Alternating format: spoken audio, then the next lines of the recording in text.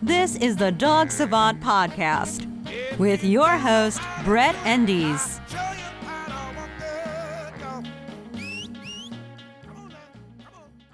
Hey everybody, welcome to the podcast. This is the Dog Savant Podcast. I'm Brett, I'm your host. We are at episode 29.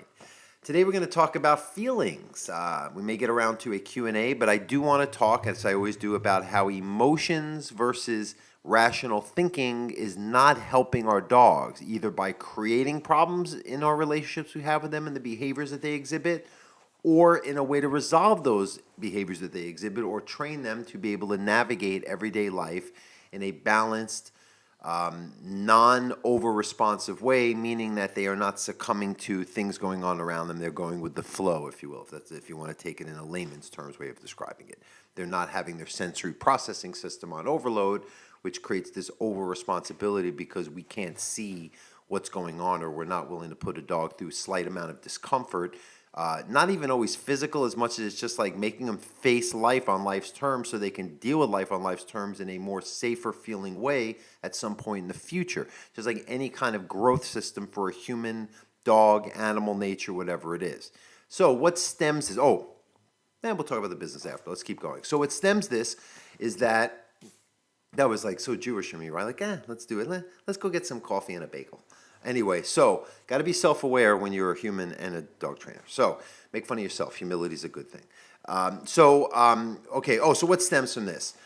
I made a post. There was it was a video that just came through my feed of just a cattle dog working a bull. It was a couple cattle dogs, I think, and they were keeping these bulls in line, and it was getting pretty intense. Like they were nipping at it, and the bull was butting at it, and I didn't even go into the comments, but I could imagine people were up in arms seeing it. But I also wanted to point out and share it with a comment, basically, this is what dogs really are. If you think your fur baby, whatever, blah, blah, blah, your little dog is this gentle creature, and as the purely positive people want to lead you to believe, you're really doing your dog a disservice. And I'm not saying put him go with the bulls. These dogs are bred and trained to do this. But in some degree, your dog, even your cute little fluffy dog, has some purpose, and it's probably not laying on the couch all day or be treating like a baby or empowering them to feel they're in control of the human-dog relationship. So I post that, and of course, out of the woodwork, some people will come, and someone's, and I think I had said something about how, I'm going to read it, why not? Because I don't want to be talk out of line here. Unlike these people, I like to talk about reality, and like I said, humility, address when I'm incorrect, and I speak out of line. I only go by a lot of unrelated people. You can check my, how I make my living. You can do whatever accounting you would do and say, how does his money go in his bank account? These are people paying him, and they keep paying him because he's doing a good job, and they keep referring other people, and most of these people have seen other purely positive trainers before Brett did that quote-unquote good job. There's a lot of other trainers working like I do too. You're just the ones who are attacking us, so we have to kind of speak out now and dissect your psychology of what makes you have such a strong opinion. We don't care what you do to us, but the information you're giving dog owners is so pandering to their emotions instead of telling them frankly what's going on and assuming certain tools or ways of training that isn't yours is a mean and abusive, which I'm going to get to right here, or corrective only. You're just not even seeing what's really going on. Now, this is a long thread with me and some other trainers that jump in. Oh, sorry, buddy. That's someone else there who also believes like me, who I follow, who is only talking from experience and what he has to go through when all these owners are saying, you're helping us, my dog is happier, you're not beating my dog is better off because of what you're teaching us to do with them because you're addressing it. Okay, so let's find one of these feeds. Let's find the original post here. Okay, so it's the dogs nipping at the bull. Dog's like nipping at its head and the bull's butting it, but they're keeping it in line. It's 3 border collies. 4 of them maybe. So I wrote, this is what dogs really are. Keep in mind that next time a purely positive, when I said whack job, that's probably what got them triggered. It tells you putting a harness on them or using treats instead of corrections are, quote, gentler because they make the handler's psychological deficiencies feel better. Now, I'm going to explain what I meant by that in a second, but I want to show you. Your remark about force-free training is not only ignorant, but it lacks sense. First of all, ignorant would be if I wasn't a professional trainer for 25 years who makes I'm very busy. I make a pretty decent living, and it's not about how much money I make. It's about how busy I am seeing clients that are desperate because purely positive trainers failed them, and the results speak for themselves, and all the people and their testimonials back it up. So it's not my imagination. I'm not inventing this. I just state facts. I'm semi-autistic. I can't really fabricate shit. It's not in my wheelhouse of ability psychologically. I just kind of narrate, this is what it is. If it wasn't, I'd say that's what it isn't. Anyway, so it's not really ignorant. It's just stating fact. And I'm sorry I said whack job maybe, but I'm tired of it. These people are killing dogs. What else do we have to do? We have to, whatever we have to do to sensationalize our point, so be it. That's what they do exclusively. There's no rational statements. It's all sensationalism. At least we're giving points and speaking about actual evidence of what's happened and what doesn't. Okay, so it lacks sense. No, I think it makes a lot of sense what I say. A lot of people seem to be happy, and a lot of people I work with are pretty on point in life, so they're pretty bright people who are my clients. Deficiencies don't have feelings. Now, what I meant by that, so the reason why a lot of people promote the purely positive is, quite frankly, they're trauma survivors, right? And I talk about this or they're people who are unable to hear anything outside their own way of seeing it, and unfortunately what happens is that if they don't like what they hear or see, or a psychological nerve is triggered, they go after the messenger and they want to label it. So they call dog trainers who don't use only purely positive, abusive, or the traumatizing. They use these sensational words to make their point, to almost get us to back off, because they know we don't want to be labeled that. Deep down we know we're not, so you can label us that. But again, the real life world speaks for itself. But what happens is that these people are so collectivist in their thinking, is that they create this community of these feel-gooders that keep promoting each other, and they don't call each other out. What I find good friendship or good community in the other dog trainers that I like to interact with and communicate with is they'll tell me when I'm being bullshit. They'll tell me if a tool that I'm using or something I'm not using is going to be, I'm better adjusting it or changing it. Not with this triggered response. They're just like, hey, dude, why don't you try this? Oh, it did or didn't work. Let's talk about it like fucking human beings, not like animals who want to just go attack somebody who's just telling you facts. And that's the biggest issue I keep repeating, is that these people are so wanting to attack something that doesn't collectively think like them. They assume. So let me get into this again, as far as because then it gets into the whole. Let's see what we got here. That's the other trainer, Becca. Shout out to you, because you really went good. I awoke a bear today. She's another trainer from the East Coast who doesn't tolerate this. Okay, so here's another one. The same one, actually, who had that initial shit statement.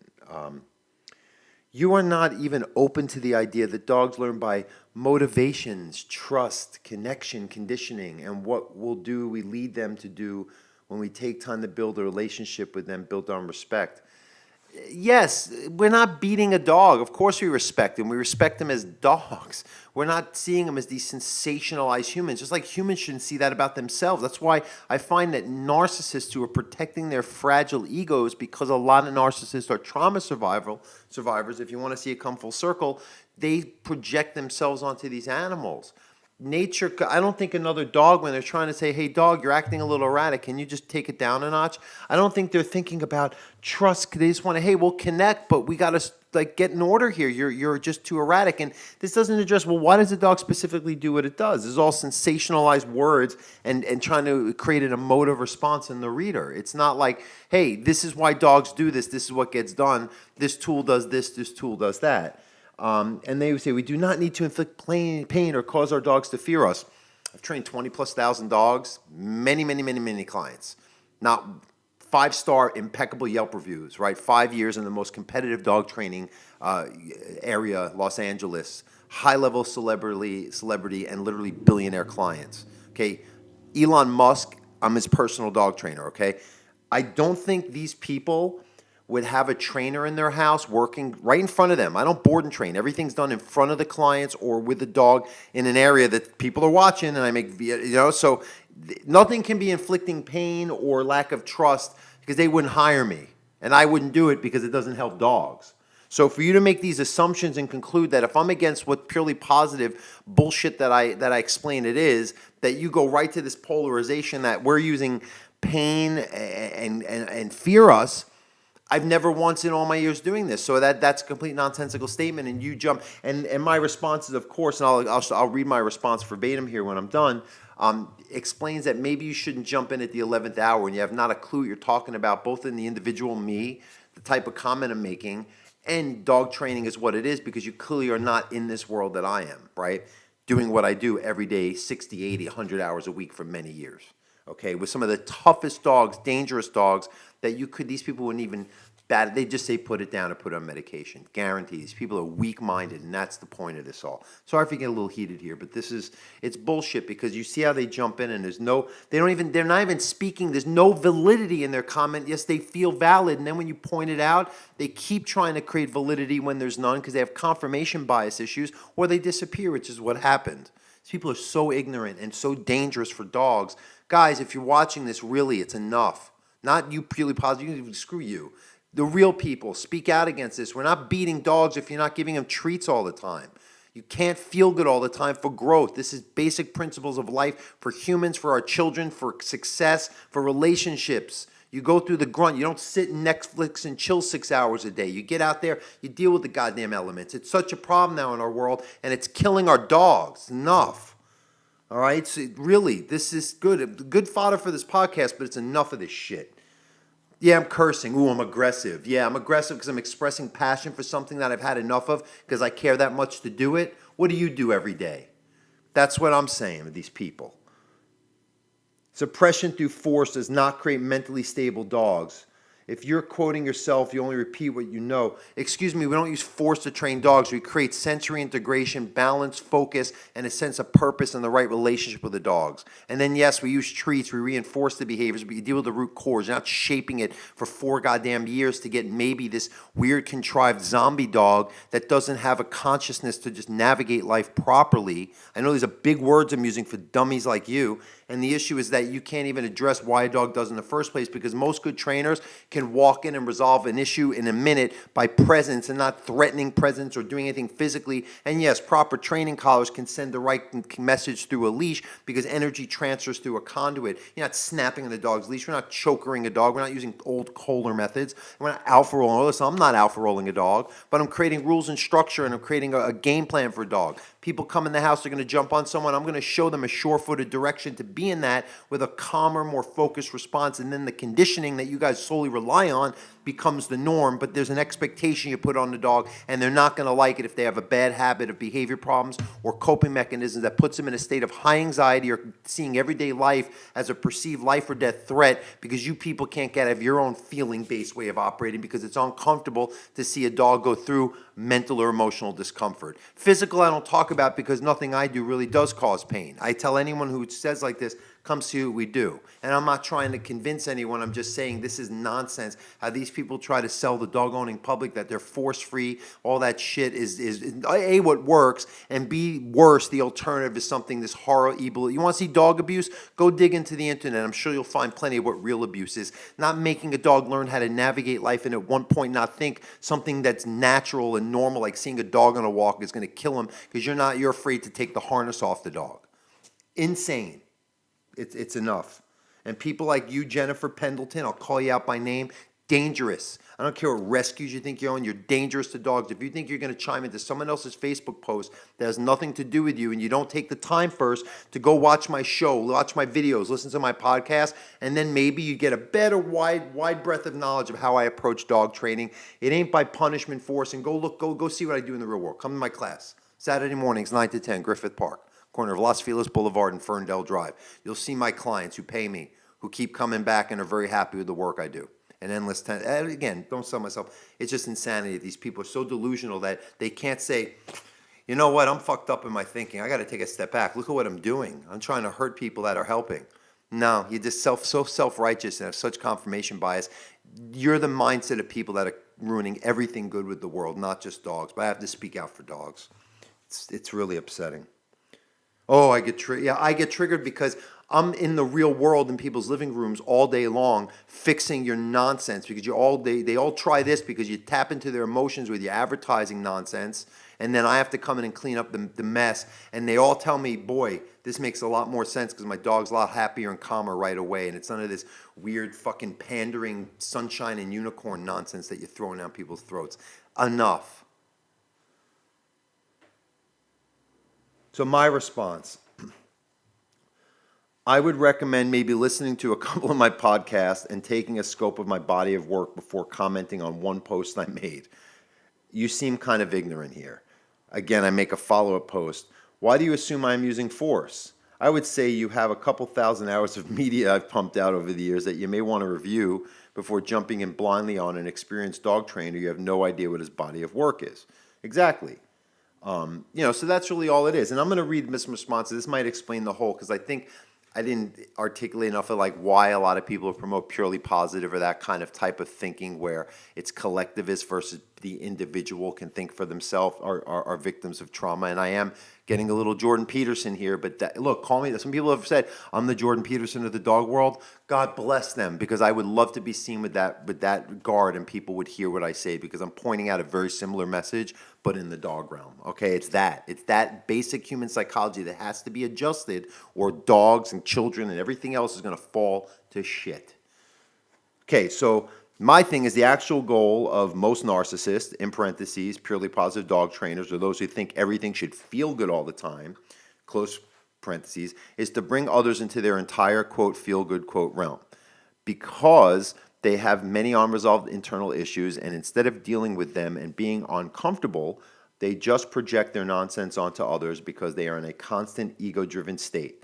Most people who promote purely positive thinking and safe space mindsets for our children are trauma survivors who are projecting their own unresolved psychological issues onto other people and innocent dogs because they can't handle reality on reality's terms. I've got to work on run-on sentences.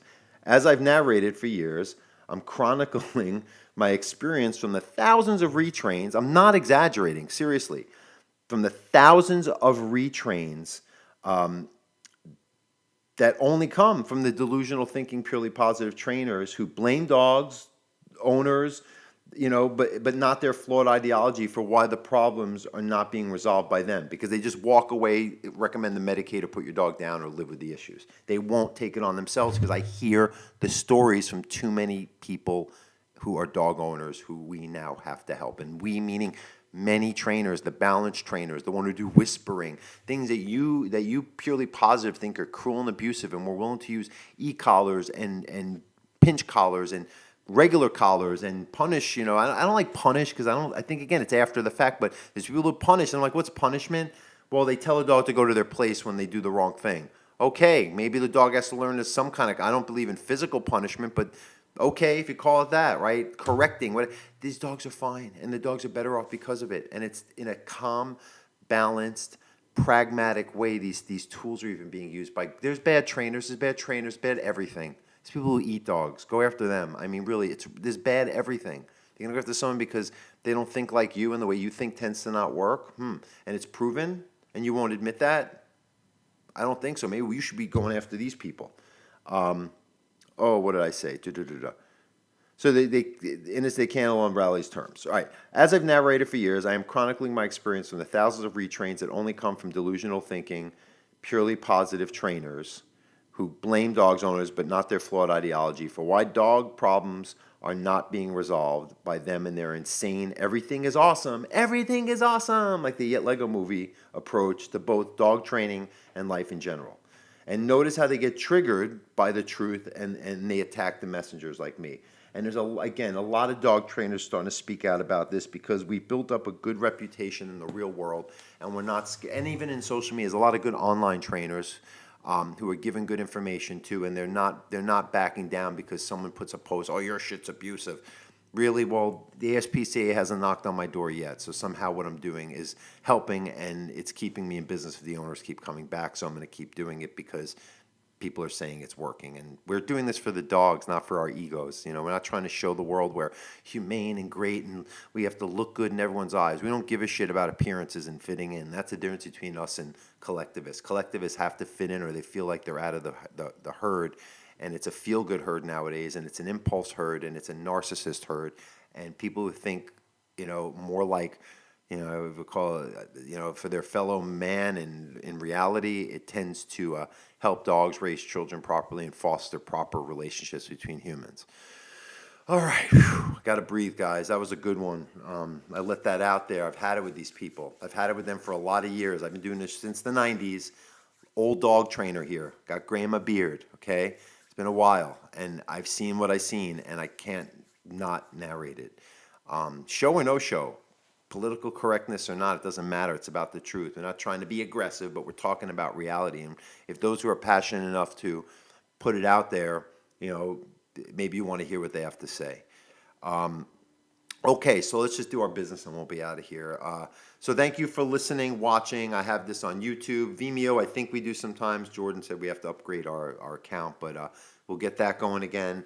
So youtube.com/Dog Training LA, on iTunes, of course, the iTunes podcast, The Dog Savant. Go on my website, dogtrainingla.com, my Patreon page, patreon.com/The Dog Savant. I'd love it if you can support the show a little bit. We can get more episodes, more things going related to this. And if you're a potential sponsor, please reach out to me if it's a product I use or something I think is helpful for dogs or otherwise. I'd love to promote it on my podcast here. The Untrainables, we just wrapped up our first season on Facebook Watch, so you can catch up on that if you haven't seen it yet. And hopefully we'll do another season coming soon. And also my sponsor, WildZorafoods.com. They are a healthy, paleo-friendly, freeze-dried, and other type of healthy snack foods used for backpacking, convenience, survival, prepping, whatever it may be. Really good stuff. It'd be cool if they created dog food division 2 one day. It'd be really good to take that out with your dog camping too. But anyway, I love it. I use it all the time. I keep some in my car. I use it just on the go. You can add some hot water and you got a great healthy meal. So WildZorafoods.com, when you check out on your first order, put in the code The Dog Savant and you get 20% off your first order, anything you get on their website. So thanks again, guys, for being my sponsor. Thanks again, guys, for watching, listening. And don't forget to share this, rate, review, tell your friends, subscribe, all that good stuff. The more people that listen, the more dogs we can help, the more people will know about this. That's the only reason why I do this, okay? I have individual clients, and I have you guys, the online community, and I want to express more of what I share with them to you guys so we can help more dogs on a greater scale each day. Thanks again, guys. Love your dog. Lead your dog. Get out there with your dog. Have a great day. Bye.